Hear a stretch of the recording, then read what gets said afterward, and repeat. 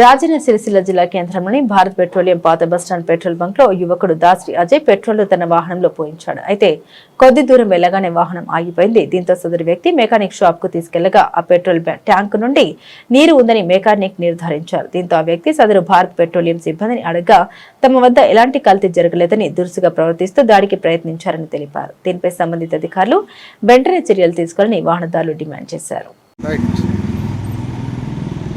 రాజన్న సిరిసిల్ల జిల్లా సిరిసిల్లలోని పాత బస్టాండ్ ఎదురుగా ఉన్న భారత్ పెట్రోల్ బంకులో మేము పెట్రోల్ కొట్టించుకున్నాము. అందులో వాటర్ వచ్చాయి. మేము కొద్ది దూరం పోగానే మా బండి ఆఫ్ అయిపోతే మేము మెకానిక్ దగ్గర వెళ్ళగా అతను పెట్రోల్ తీసి చూపించగా అందులో వాటర్ ఉన్నాయి.